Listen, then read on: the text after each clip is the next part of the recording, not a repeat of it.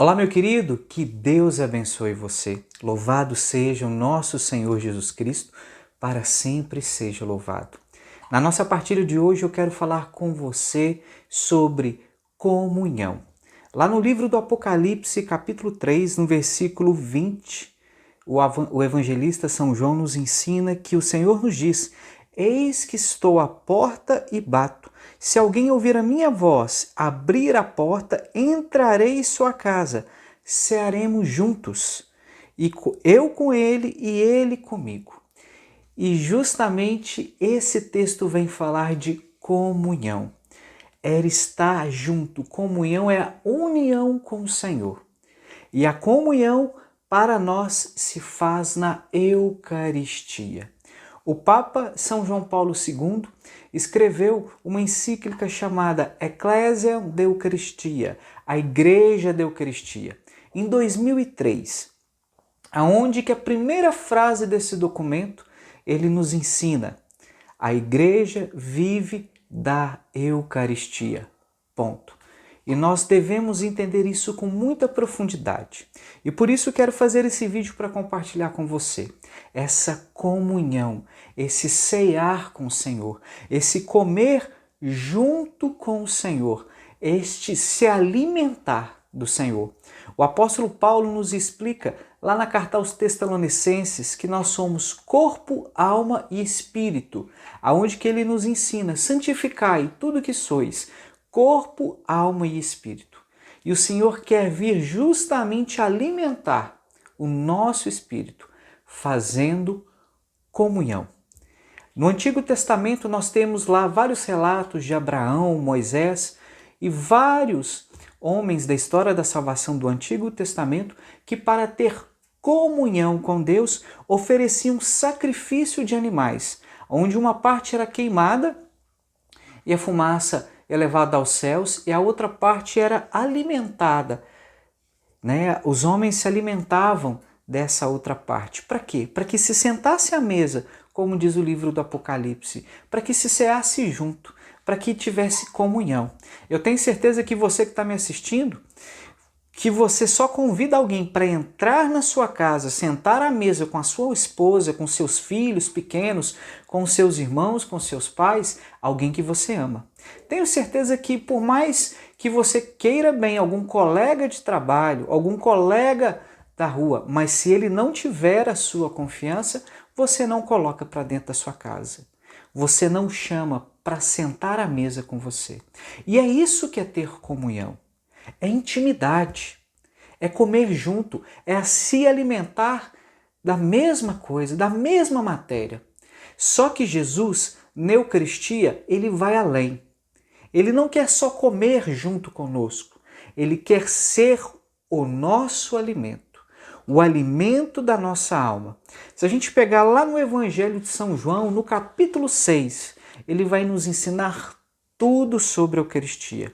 E eu quero ler para você o versículo 53. João, Evangelho de São João, é o mesmo autor do Apocalipse, capítulo 6, versículo 53 em diante, que diz assim: Então Jesus lhe disse: em verdade vos digo, se não comerdes a carne do Filho do Homem e não beberdes o seu sangue, não tereis a vida em vós mesmos.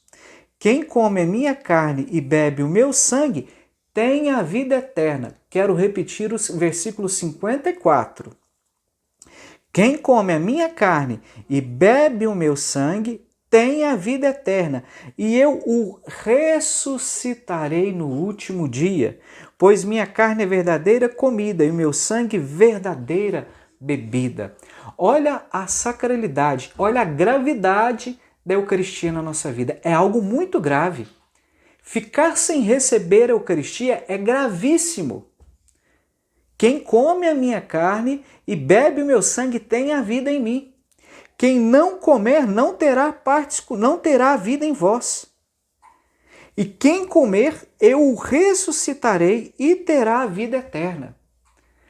Neste momento que Jesus faz esse discurso para os seus discípulos, muitos se revoltaram. Muitos não entenderam a sacralidade, a gravidade da Eucaristia e foram embora. E Jesus disse aos outros apóstolos, principalmente a Pedro: e vós, Pedro, também quer ir embora? Pedro disse: Senhor, no decorrer desse evangelho você vai ver isso. O que tens para falar para nós é muito duro, mas a quem iremos? Só vós tem palavras de vida eterna. Então, meu querido, olha a sacralidade da Eucaristia, olha o que é ter comunhão com Deus, o que é se unir com Deus. É mais do que comer junto, é se alimentar do próprio Deus. Ele fez isso na Quinta-feira Santa, no cenáculo, no andar superior, e ele consumou esta Santa Ceia na cruz, oferecendo a sua carne e seu sangue a Deus por nós. Ele assumiu o lugar dos animais no sacrifício.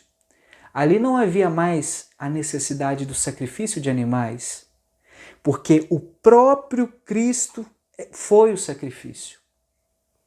E o mais bonito lá no livro do Gênesis, quando Deus pede a Abraão o sacrifício do seu único filho, Abraão sobe o mesmo monte, aonde que vários anos depois Jesus subiria para ser morto na cruz. E Abraão sobe com lenho de madeira, aonde que vários anos depois Jesus subiria com a cruz de madeira. E Abraão olha para o seu pai e fala: pai, o filho Isaque olha para o seu pai e fala assim: pai, eu vejo a lenha, eu vejo a faca na sua mão, eu vejo que você vai montar a fogueira, mas eu não vejo o sacrifício. Sendo que até então era ele mesmo. E o pai diz: filho, Javé irê, Deus proverá. E no momento do sacrifício o anjo segura. Por quê? A providência seria o cordeiro. Mas naquele momento foi um cordeirinho, mas essa providência seria o cordeiro que é o nosso Senhor Jesus Cristo. Ele foi o sacrifício por cada um de nós. E ele se dá na Eucaristia. Por que eu estou te falando isso? Nós tivemos uma flexibilização da celebração da Eucaristia. E muitos que estão assistindo esse vídeo, que têm condições, que estão enquadrados dentro da faixa etária do quadro de saúde, não estão indo à missa. É gravíssimo isso que você está vivendo, meu irmão. Precisamos ir à missa para ter a vida eterna, para ter a vida em Cristo. Nem todos os cristãos entenderão isso, mas eu te digo, procure a Eucaristia o quanto antes. Se você está em estado de graça, procure o quanto antes. Se você não está em estado de graça, procure um sacerdote, confesse sacramentalmente e procure a Eucaristia. Receba para que você possa ter a vida em você. A celebração da Santa Missa é o memorial do Calvário e ela nos alimenta de dois banquetes, através de dois banquetes. O banquete da palavra e o banquete do próprio Cristo, imolado num sacrifício incruento, ou seja, não sangrento, mas é o mesmo sacrifício da cruz, sacramentado, aonde que nós tenhamos vida e a vida eterna. Um grande abraço, que Deus abençoe você.